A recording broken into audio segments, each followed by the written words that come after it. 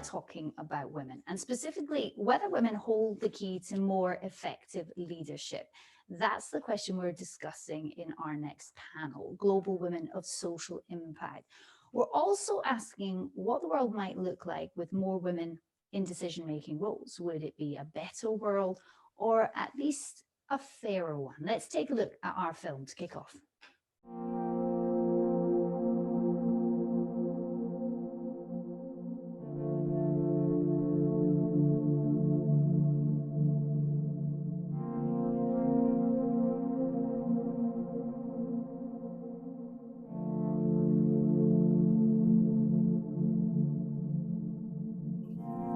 I have great faith in the power of women who will dedicate themselves wholeheartedly to the task of remaking our society.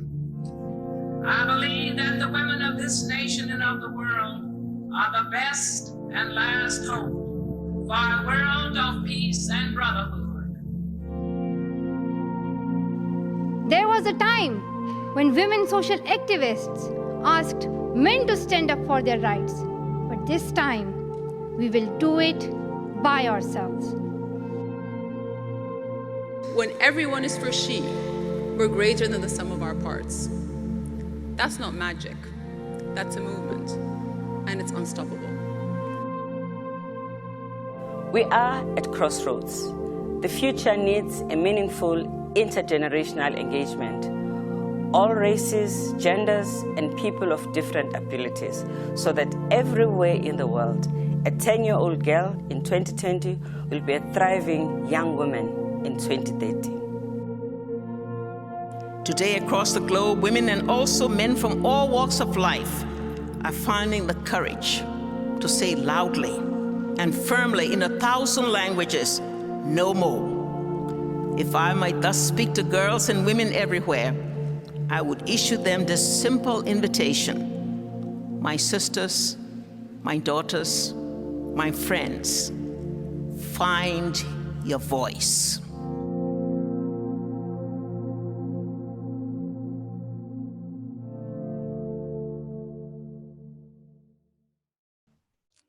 Such a powerful film there. I have two little girls, and I know that I talk to them about being courageous and being brave to say what they think every day.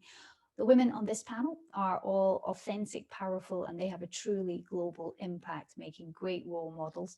Your panel chair is Linda Duberley, author and international broadcaster. Linda is a news presenter, a media trainer, and also an award-winning journalist. She's worked for all the major broadcasters, including ITV, Fox News, CNBC Asia, and Sky News. Linda, I'm very much looking forward to listening in to your discussion. For now, it's over to you. Let me just start by saying it's wonderful to have this panel in front of me. They're very, very impressive women, and it's not just my pleasure, but my privilege to be talking to you this afternoon. I read the Financial Times Gillian Tett column, the really excellent column that she does this week, Parting Shot, where she posed the question, have female leaders been better at rallying their voters than men? Also, in asking that question, she raised a really valuable point. She said that this is the first time that we actually have a big enough sample from which to draw those comparisons. The latest research shows that top of the Trust League is New Zealand's Jacinda Ardern and Scotland's Nicola Sturgeon. In the now critical area of science, Sarah Gifford, who's the professor leading the charge for the Oxford vaccine, a deeply impressive woman, has admitted that she is rarely the loudest voice in the room, but we all know that often she's the most authoritative. In fact, the opportunity in a time of COVID crisis is arguably more suited to the skills that we have developed. Churchillian rhetoric does have its place, but this is a war unlike any other. Maybe cometh the hour, cometh the woman. Anyway, in front of me now, I have some very impressive women. Let me introduce them one by one. We've got Tessy de Nassau, who is the founder of Butterflies Consultancy, the co-founder of Professors Without Borders, who spent 5 years in the Luxembourg military, including a 5-year spell, including a tour of Kosovo, in which she was the only woman in her draft. We've got Shainoor Khoja from Dubai, joining us from Dubai, the founder and CEO at Thrive Community, board member of the International Development Research Centre in Canada, and a truly inspirational public speaker. We've got Muna AbuSulayman from Riyadh, a member of the World Economic Forum for many years now, and an advisory board member of Chime for Change, co-founder now of the COVID Pass app. We're also joined by Shamim Sarif, novelist, award-winning filmmaker and advocate for women's rights, and Yasmin Pakzad, who's in London, founder of Lux Brand, asset director at Unilever, JWT, and Coca-Cola. We're also joined from the East Coast by Erika Ender, CEO at Entertainment, philanthropist, and the only Latin woman ambassador to the Special Olympics. Well, good afternoon, panelists. It's really good to be able to talk to you. I mentioned Jacinda Ardern in my opening remarks, so I'm going to go first to Tessy, who spent some time in the land of the long white cloud, advising the government. She's met Jacinda Ardern and made a very, very interesting point that when we consider Jacinda Ardern's leadership, we also have to consider the context, the political and cultural context in which she exists. Tessy, can you tell us more? Hello, everyone, and thank you so much, Linda, for having me. Yes, exactly. So it has been almost a year that I have returned from New Zealand. I was there in December 2019 to do something very special, I must say, and I have not encountered it before and also not now. Well, now we have Corona, but I'm sure I would have not encountered it in such a way. I was in New Zealand. I was invited as a thinker in residence to give them an outside perspective on how their country is doing, specifically on the Christchurch region where they had that absolutely atrocious shooting. And I was there to really see about innovation, inclusion, suicide, elderly people, youth, education, you name it. Everything was open to me. I was given a free pass to meet all government leaders I needed to, institutional leaders, faith leaders, went to the church, to the mosque where the shooting was. And it was just an absolutely incredible experience because I have never seen the country so open to outside criticism from a complete stranger such as myself in order to see what can they do best. What I have really seen then, to come to your question, is that culturally people were really, each and every one of the people I have met felt that Jacinda was representing them. It was men, it was elderly people, it was young people, it was a lot of young girls, it was a lot of women. Each and every one of them, you could really feel the pride they had for their female leader, Jacinda. And that was in the Christchurch area then, which is still quite far to where Jacinda then was that time as I was there. And it's just so incredible how united the country feels with such a female leader. And I must say, I have seen female leaders in other countries, but the experience I had in New Zealand is unprecedented until today. Yeah, I mean, I think it's unprecedented in many ways. I think the latest figures suggest that she has the trust of 72% of the population, which is a statistic unparalleled by any other leader, probably male or female. I just want to go now to, because I want to get through everyone and give everyone a fair shake this afternoon. I'm going to go to Shainoor Khoja, who's worked all over the world in various roles, and ask, part of the thing we've got to do here is power women up from the ground up. Shainoor, don't you agree? Yeah, I mean, I think that, you know, our time at the moment is really being defined by inequity and inequality. And it's time to change that. And when you think about the COVID pandemic, what that has done is it shone a light on where we've not invested enough, where we've not provided sufficient opportunity. So one place is around sort of female leadership and women and girls. And when you think about this, you know, if you look at the research and the SDG requirements, if you actually invest in women and girls, it's actually predicted to hit $13 trillion to our economy. You're going to create over 471 million jobs. So it's really important to invest and build women up from the base up. And what does that mean? A lot of our investments have been siloed and fragmented. But really, to build women up and bring them into an inclusive economy, and I've learned this from Afghanistan, is it's not just about education, it's not just about healthcare, it's not just about financial inclusion, it's about all of it. It's about making sure that, girls aren't shifting water all day long for the household, and that wells are built nearby so that girls can actually go to school. It's about providing adequate sort of childcare so that women can participate in a proper profession. But I think that the other really important aspect is, what are the skill sets that women bring? Mm-hmm. It's not that women are better than men or men are better than women. They're just different, and they bring different skills to the table. So women generally have a much more collaborative, multitasking, multidisciplinary, juggling, compassion, empathetic approach to things, because they have to manage childcare and elder care and work and household duties and so forth. And so they bring that lens to the work and to the decisions that they're making, which is a different lens to perhaps what a man would bring.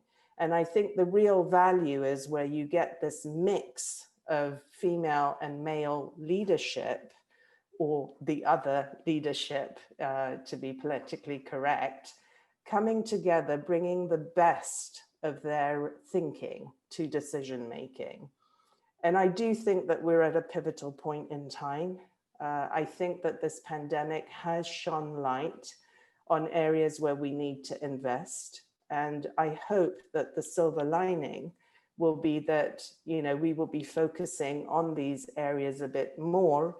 A recent research study said that in the next post-COVID era, 37% of new jobs will be in the care economy, which is something I'm tackling. So I think that this is a very important area for a multi-input lens. It's not just government, it's employers, it's the healthcare system, the financial system, the education system, all coming together with a holistic view and to tackle this. You're very eloquent when you talk about the really, really practical things that have to happen at the bottom of the pyramid in order to make the whole thing work. I'm going to be more precise now. I'm going to bring Muna in, because at a certain point, you have to be able to network properly. And I think women are getting quite good at that.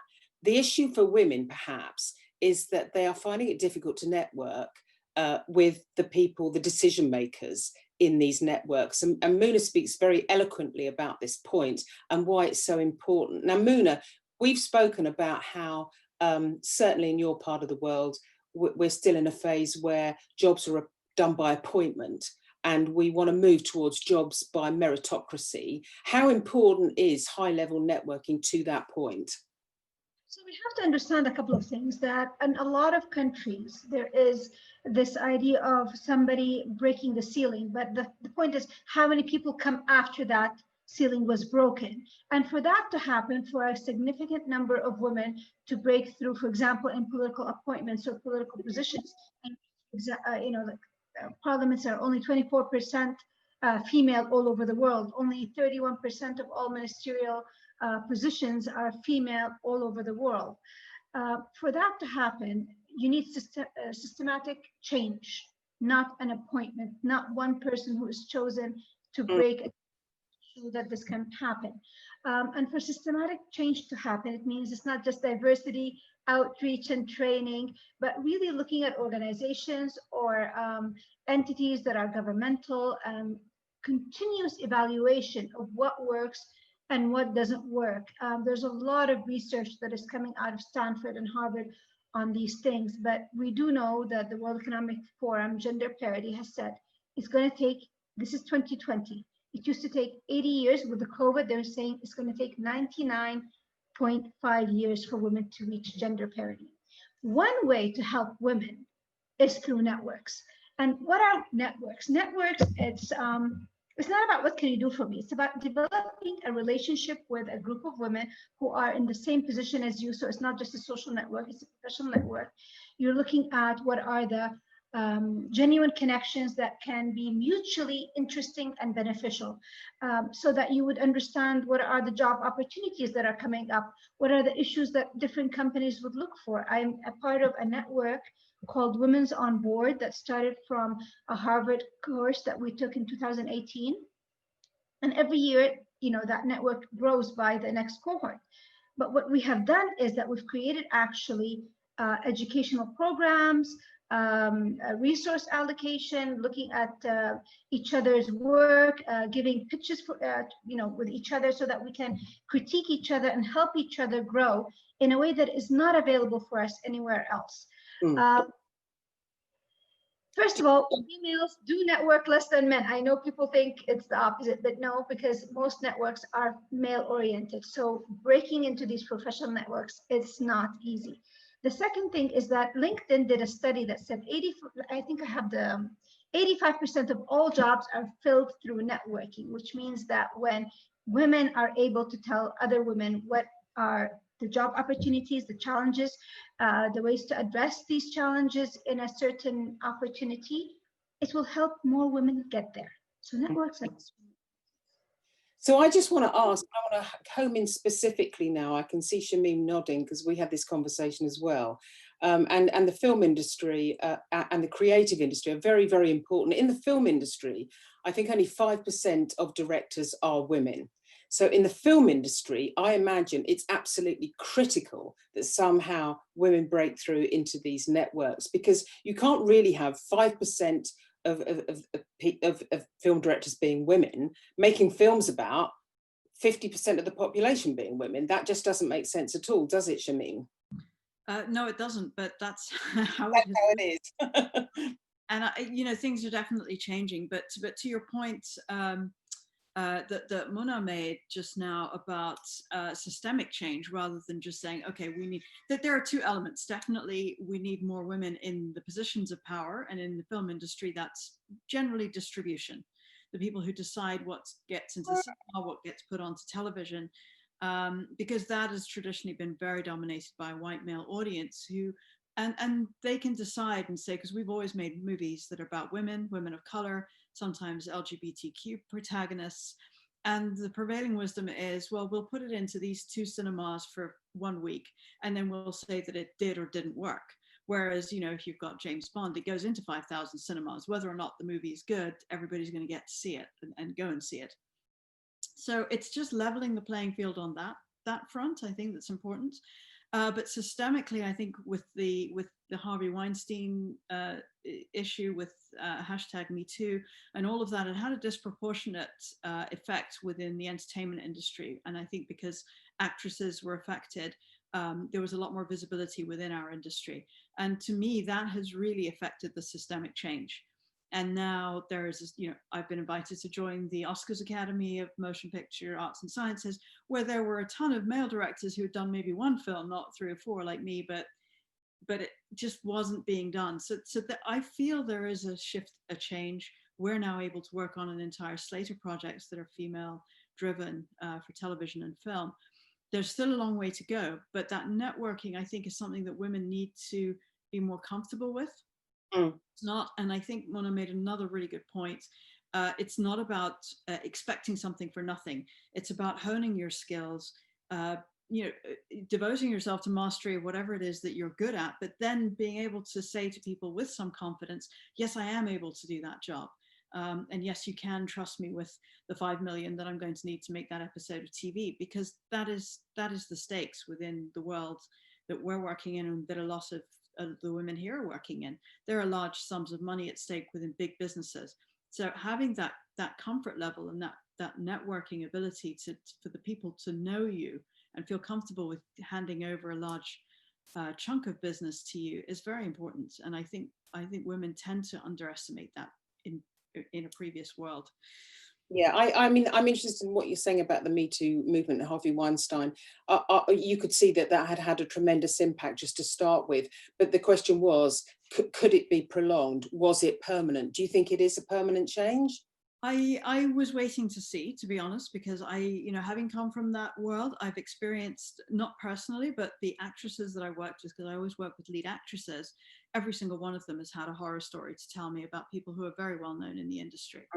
But until they speak out, it is not, unfortunately, it is not my fight to be able to speak out for them. But now that this has happened, I feel like things cannot go back to the way that people were being talked to. I would walk into rooms and people would say, well, can you make one of them a man?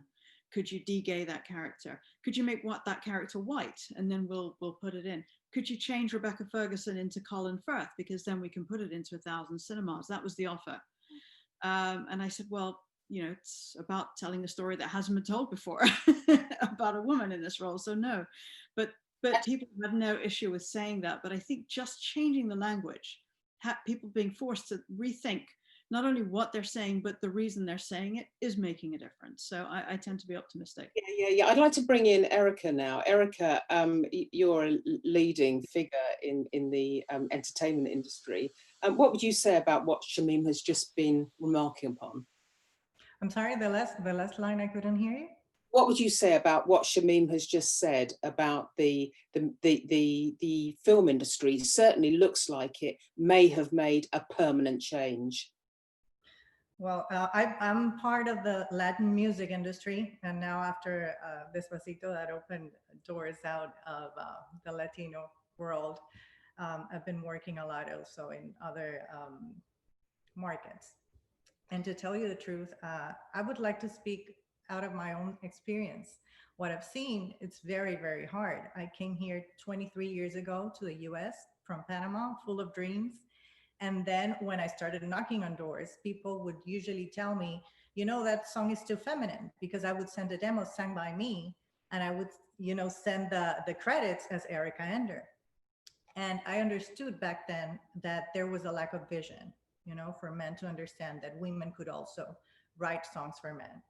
So what I tried to do is just go through another door and try to find a way of people seeing the product and not seeing who was writing the song, And after I did that and put E. Ender instead of Erika Ender and sending it to other producers and other A&Rs and asking for friends of mine, male friends of mine, to sing the songs, they started, finding its place. So I understood back then that maybe there was a big lack of vision for women to be part of the composing industry. Nowadays, we're still like one woman per 22 men out of 22 men. So it's very, challenging to be part of this market. But I also could, live the experience of breaking all records as a woman when I understood how to work with men. Because I always say that it's not about being a feminist is not being less feminine for me. I think that we don't have to go against men. We have to find a way of collaborating with them and making them understand that we are very capable. We have, a high value in any industry, and that if we can work together in order for them to see how we can all benefit and we bring the right results to the table, everything works perfectly, but it's very challenging. Yeah. Do you find a level of resistance? I mean, that kind of conversation that we're having now is very enlightening. It's very encouraging and persuasive. But what's the reality? The reality is that it's very difficult. I was telling you from the very beginning, it was very difficult for me. And after I started building up a name, so that people could understand that out of the songs that I was, placing out there, pitching out there, there was millions of copies sold and the first places on Billboard and everything. Then they see, oh, this woman is good. This woman is good. But it's like 1 in a million. They don't see it like, oh, women are good for this. They see it like, oh, Erika's good. And then you have to find out a way of working close to them so that they can understand that we are as capable or even more. you know, and it's not about competing. It's just about collaborating. I think that you don't compete, you share in order to find results for everyone to benefit. Sure. I'd like to bring in Yasmin Pakzad now, because she's Yasmin, I suppose I think that you work in an area which is now traditionally feminine. It's in the luxury sort of branded end of the market. And yet I think at your heart, what you believe in is trying to instill well-being, mindfulness into a market, which I suppose men find, you know, maybe a little bit unpalatable. Thank you, Linda, and it's great to be here. Thank you to Athena40 for bringing us all together around a very topical and important subject. And it's really interesting because having listened to Shainoor and Shamim talking about the ground roots up is how you started, Linda, and then Muna and Erika taking it into the more systemic area. I think what I am seeing is that we need the personal awareness levels of people to be elevated in no matter what they're doing, so that both at a systemic level as well as at an individual level, no matter what the sector, we are able to make decisions that are life supporting, life enhancing for everybody. So that the profit and loss equations that come into play in big business and corporates, I've worked in several corporate situations, that the profit and loss becomes not just about the financial and the quantifiable, but about a larger profit and loss, if you will, that includes human lives and includes the planets as well. And well-being is the #1 KPI for every single individual on the planet. There is no higher KPI than a person's health and well-being. Sure. And so to not take that into account when we're approaching our projects, no matter what we're doing, is gross negligence of the potential that we have as humans to therefore flourish, and the possible risk of creating damage, as the corona environment has shown. I was just reading yesterday that there's a statistic that around 50% of people have felt a negative impact on their mental health and well-being as a result of corona. So this is something that corporations, large and small, you know, small organizations, you know, someone working on their own as an entrepreneur, everybody needs to address and face. So well-being is not an option. It's something that needs to be addressed, I think, by everybody. Do you think that women are better at addressing that area? That's a very interesting question. And depending on how we address well-being, one thing that's a bit unusual probably to bring in the well-being conversation, may not come to mind right away, is a degree of self-awareness. And if you look at the continuum of what is traditionally in the behavioral sciences looked at as the continuum of what mental health well-being, you go from unwell at one extreme to flourishing at the other extreme. And then there's a whole spectrum of color in between.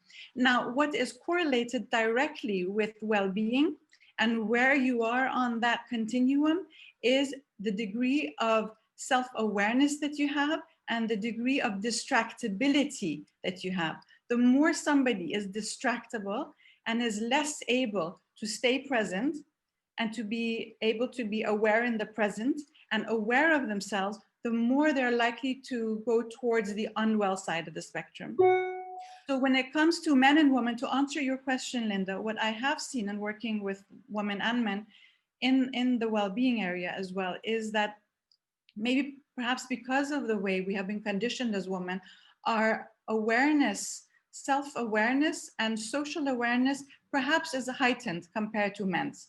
Men are much more comfortable speaking, even when maybe there isn't much content, you know, to share. Women are more reticent, you know, that whole duality that women are faced with in terms of, well, I need to be approachable, but I also need to be seen as authoritative.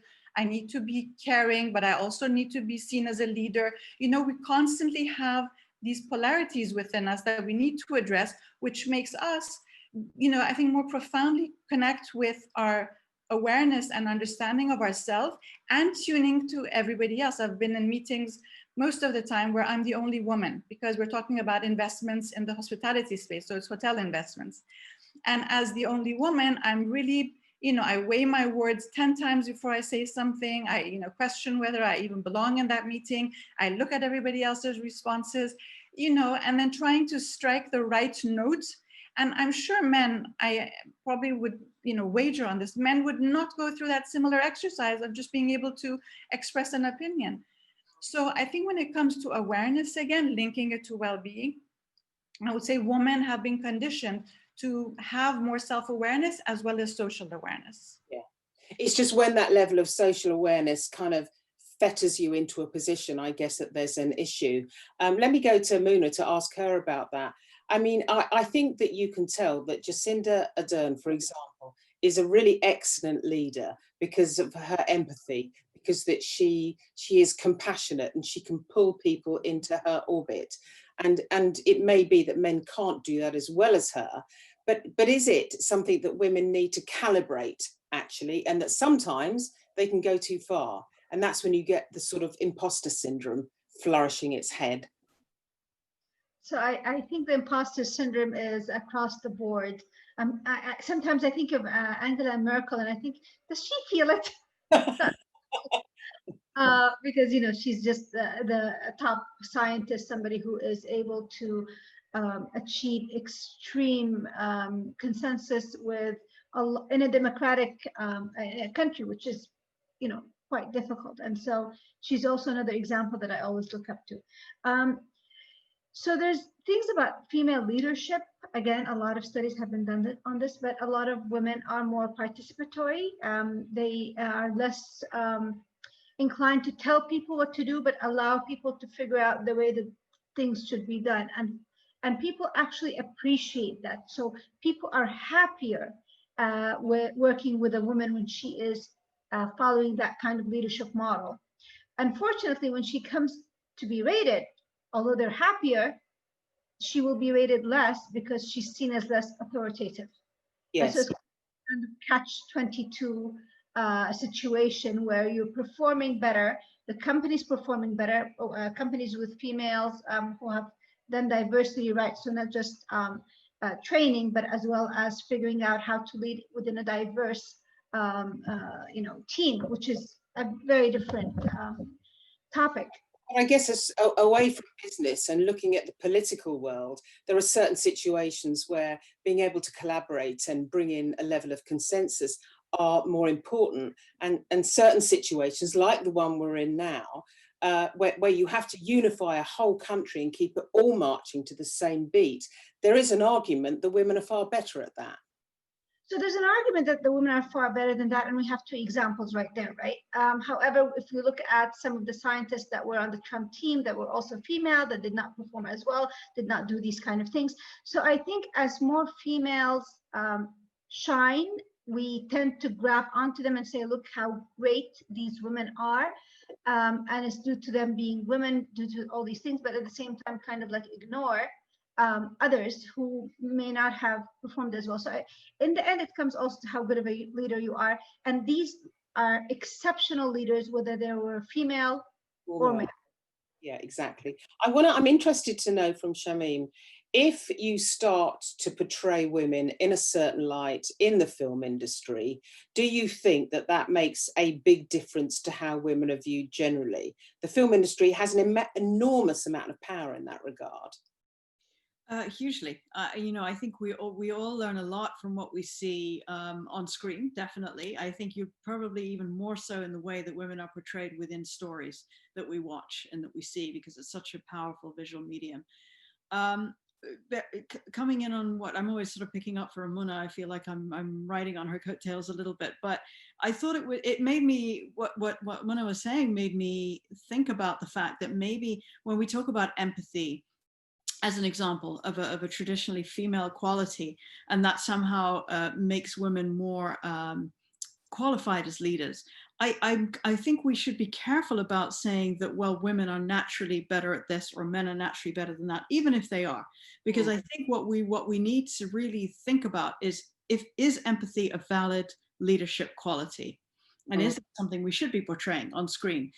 We should be doing in our lives? And if so, then great. If women happen to be, there happen to be a greater percentage of women doing it. But I think we should say that this is a really good quality, and we should not be stopping women or holding women back from being part of that. And not say, because women have this, they deserve more chances, if that makes sense. So I think we need to define what these qualities are. And they're really qualities of great character, honestly. I think when people, they get empathy, people figure out that they have the strength of character to have a consensus around them, which is the way I like to direct a film, because why not take the brilliant ability that's around you and make something better than you could have done by yourself. But, you know, that could be a Joe Biden, you know, who's trying to, I hope, build a cabinet where he looks like the diversity hire. That would be nice.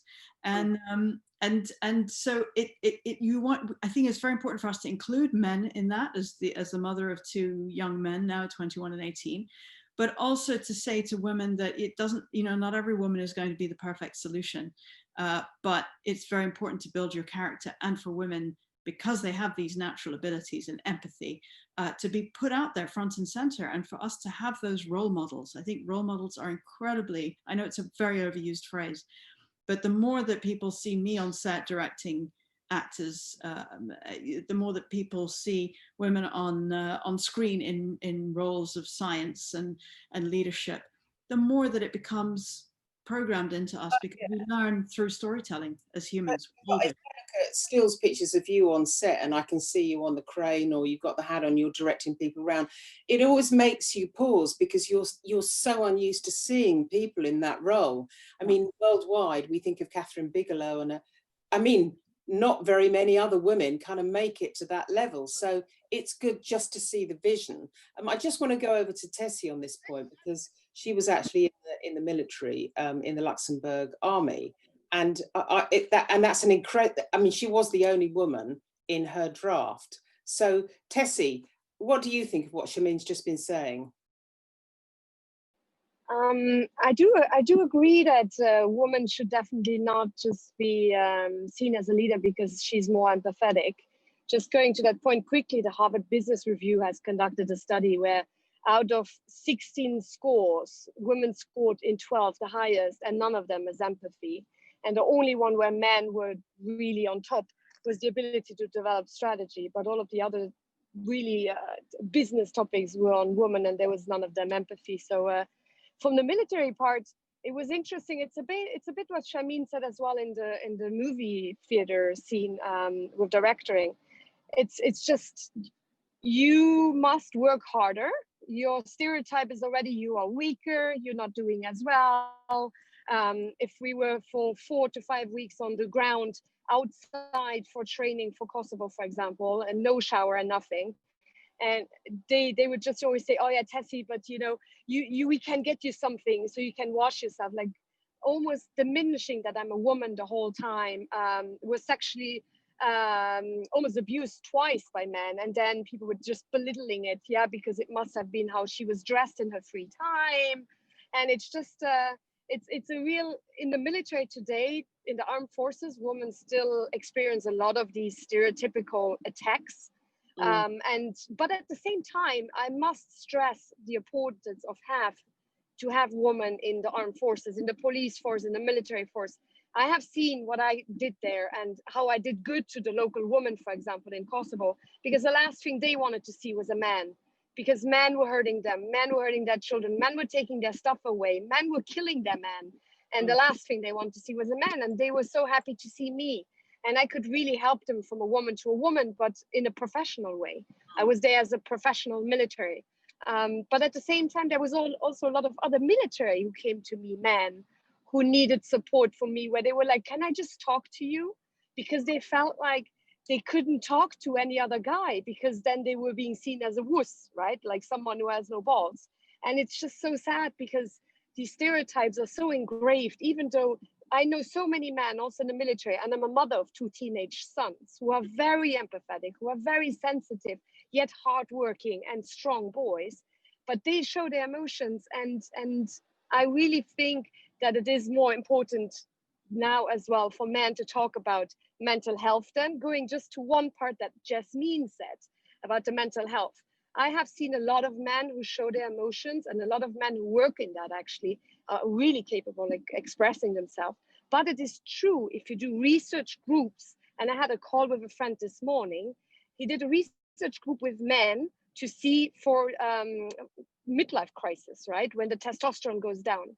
And he said he needed to break it off because men were just jumping out. They were not finishing it because they felt stupid and they felt that their manhood was being attacked. And I think so men want to talk about it, but it's just about, you know, how do we start that conversation that no one feels attacked and that it becomes a routine to talk about we are all there to do something good and we have skills. I know women who are really strong, who are not feminine at all, as I know men and vice versa. I know men who are very empathetic and really great leaders, actually. I think it's just really how you have been brought up, which brings the emphasis more on, yes, okay, maybe now we have less female leaders or less empathetic men, but I think we're getting there if we as mothers then do a good job in teaching our sons and our daughters to be okay with the other gender and to work together. I think that goes back to what some of the women have been saying to me. Shainoor, you talked about leadership within the community, and Shamim talked to me as well about leadership within families and community. We're all actually changing and we're all evolving. And part of that is the way you raise your families. I've got two boys, 28 and 22, and a girl of 20. And at the end of the day, sometimes Rome wasn't built in a day, was it, Shainoor? You've just got to start with the education. Yeah, no, for sure. And I think what's a little distressing to me is that some 22 years ago, when I was at Harvard, Rosabeth Moss-Kanter wrote about the glass ceiling. Yes. And to some extent, we're still discussing that today, which is a little bit distressing. But I think one area that I wanted to bring up was that, you know, leadership is not all at the top. Leadership is at every level, right? From school age to, you know, at lower levels in the workforce, etc. And as I hear Shamim and Erika and Muna and everyone say, you know, about empathy and so forth, I think the right word is probably authenticity. We want everyone to be themselves. You know, we've been through that era of men, you know, women wearing suits and blouses with bows, etc., and trying to be like men. But I think we've come to the realization now that we don't need that, that our values and our skills are valued in their own right. And I think it's this mindset that needs to be changed at every level. Just to give a really simple story, in 2014, I was inside Syria and I built early learning centers during the war for displaced kids. And we had so many kids that were refugee kids that didn't have clean clothing. So to equalize it, we thought, oh, let's do uniform. And so me, you know, did a little pinafore, drew a little pinafore, and then drew pants and a sweat top. And, you know, a Syrian woman put her hand on me and she said, gender neutral. And I said, what's gender neutral? And she explained to me that kids should wear the same thing as a uniform. And so it's sort of changing those mindsets that are really important as mothers, as teachers, all along the way. And I think that the other thing I'm hoping is going to make a difference is return on investment. So now we're seeing that funding female businesses, you know, funding businesses that have women in the leadership team, etc., are making a difference. Those businesses are doing better. And somehow I think that that monetary return may also be an engine that begins to change minds. I don't know if women movies are doing better. You know, I don't know if women songwriters are better or whatever, but I think as that circle begins to fuel the change, I think it will make a difference. And I guess the last point is that I'm really glad that my daughter is a firehouse. And I should imagine some of you have firehouse daughters as well, who's not willing to accept a no. And I think that's good. I think that's great. Yeah, I think it's very, very important. I mean, I've got 2 boys and 1 girl. The girl's doing architecture at Edinburgh, which has a notoriously low percentage of women with it. You know, so I think that she will struggle, but she was brave enough to try. I just want to go back to Erika, because I'm not sure how confident you sounded, Erika, that things had really moved forward at all. And I'm wondering, is that just a product of the music industry and the film industry? Have things moved further forward in other sectors? And do you still worry that things are going slowly in yours? It's a little slow, but we're firmly stepping, up. No, I wanted to just say thank you, because each one of you have said keywords that I think that are the most important thing. Besides any industry, just understanding that we are part of a big planet called, Earth, and that we are here to complement each other. Sharon was saying right now, like, there was a time that we wanted to be like men and dress like men and everything, and we don't need that. If we try to understand the branches, we have to go back to the root. And from the beginning of humankind, men had to go out to hunt, and we were the ones who had to stay home cooking and taking care of the kids. I don't understand, I mean, why that makes us less. We're creating a work of art there, our kids, that is, the next generation. So in which moment of society we started being less than men if we give birth to men and women, So what I see right now is that we're in a moment in 2020 that we see in every single industry how women are so capable, and that we cannot, keep fighting against each other. Or it's incredible how we have to fight for a voice if we already have shown for years and years what we're capable of. And I think that what Tessy was saying, it's very important for us to understand that we're the ones who mostly raise our kids. So if we show our kids exactly how to treat a woman and how to understand the world and see us as complements and not diminish whomever is giving you life and is raising you, it's going to make a whole difference in new generation. In my industry, what I can tell you is that we're very few, but the few we are making a difference. And I always go back to my personal experience, because that's how I learned how to move in this industry.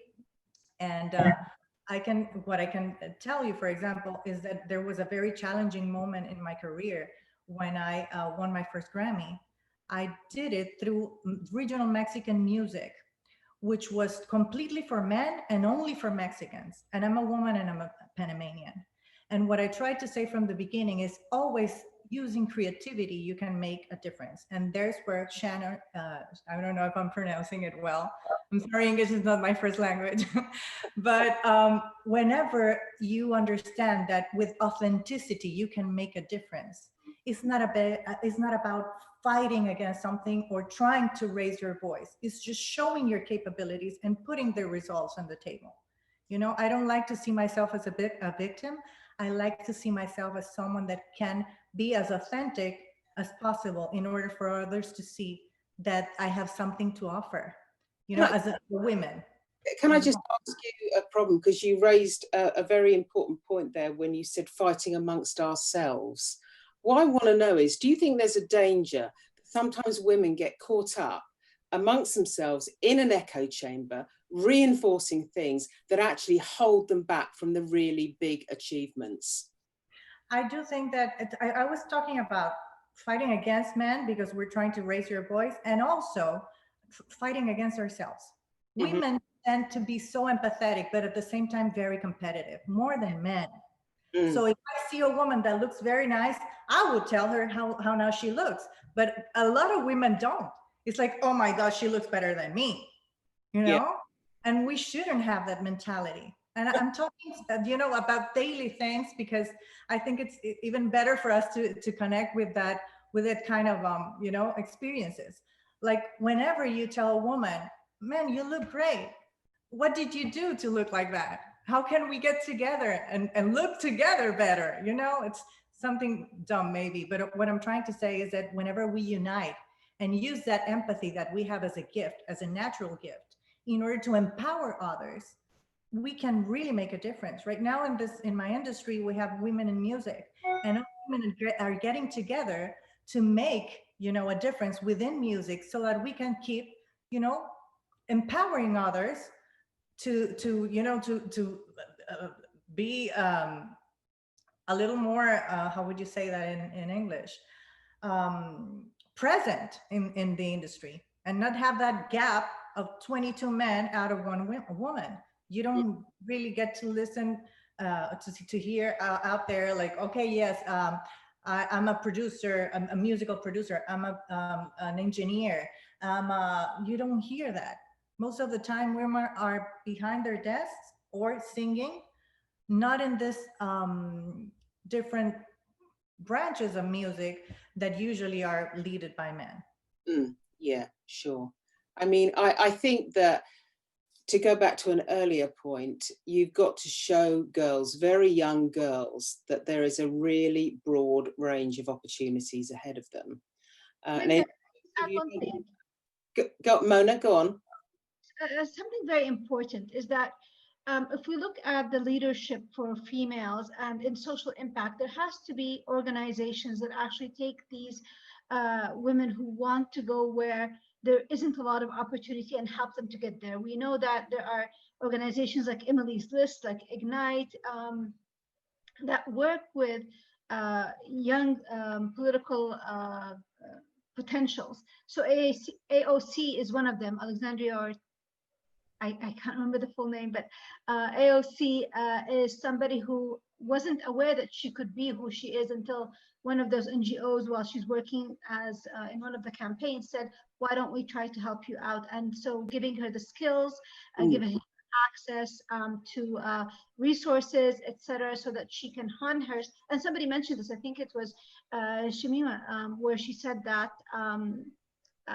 you need a particular type of skills. The second thing is, women, I don't think they are competitive with each other, but I think that the ecosystem has made them competitive with each other. So we know that there's pops. One person is going to win, VP in a major Fortune 500 this year. We don't know which company, we don't know which sector, but we know there's not going to be that many spots.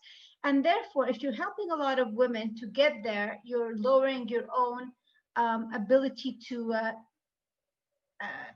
get that opportunity. And so therefore, the competition isn't coming from us. The competition is being imposed on us by a system that does not recognize female talent. And we know this from, for example, there was an experiment that was done at the Boston Orchestra. I'm sure a lot of you are familiar with that, where females were much less likely to get a position on that orchestra until they started blind tests. And so they can't tell which gender, and suddenly, it was almost 50% female acceptance. And so these kind of things are very important to note, that our behavior is a reflection of what has been imposed on us. So tell me, Muna, that's a very interesting story that I now knew about, where they made the musicians audition behind a screen, I believe. And that's something practical where you intervene. Do you believe in positive discrimination? I believe in quotas. So that's considered positive discrimination. I would go with that. I think that people need a generation worth of seeing models. You can't be what you can't see, as they say. And so when, I think in France, when they wanted to have more females in the board, they worked for 10 years with companies and the needle hardly changed. They said, we're imposing quota, you have to have 30% females, and within 3 years, otherwise you're going to penalize. And suddenly they were able to develop all these pathways to boardroom for their female executives and figure out ways to recruit more women and to help them actually get into that. And so it's a difficult question, but in some places it needs to be done a lot more than others. Political situations in democratic countries, it's going to be a lot more difficult to impose any kind of quota, but perhaps if the whole world moves towards that, and then you can't be what you can't see is across borders versus within just one national border, it might help change a lot of percentages for us. Yeah, and of course, there's the thorny issue all the way through of what do you do about having children? And no matter how much you talk about it, no matter how many things come into the equation, at the end of the day, that's a really big factor on how much progress you can make and how quickly you can make it. That's a big issue, isn't it? You're asking me, or yeah. somebody? So kids, of course. I mean, just this, I did a TED talk on the monetization of motherhood. And there is about a 10-year time where you, females or the primary caregivers in a family need to invest a lot of time and a lot of effort with their children. But that 10 years is only about 15% of your full adult life. And yet you're penalized for your whole life due to those.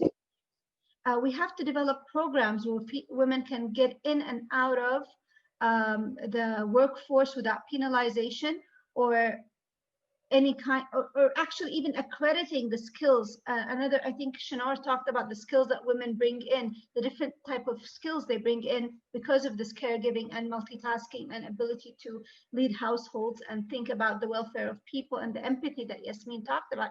And these actually should be considered as experiences in the workforce. And you're not starting from scratch. You are not a nothing because you were just a mom or somebody who's off.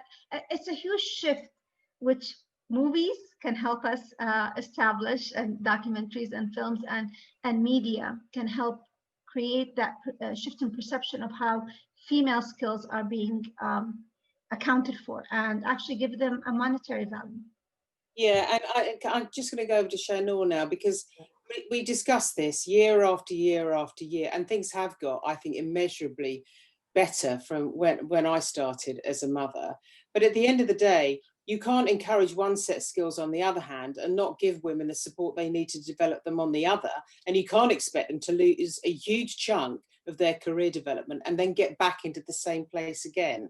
What do you say? Yeah, so I mean, I think, you know, EY have done this really well, where they've gone back and recruited women back into the system. And I think one thing that I'm surprised hasn't come up this evening on chatting about this is the education that you need to give the people that are running companies at the moment, and government and so forth. So, you know, this is a two-sided equation. There's all of us that are changing, authentic, we're bringing our skills, we're seeing role models, we're educating, so forth. But the other side of the equation also needs to be able to be educated and see that value.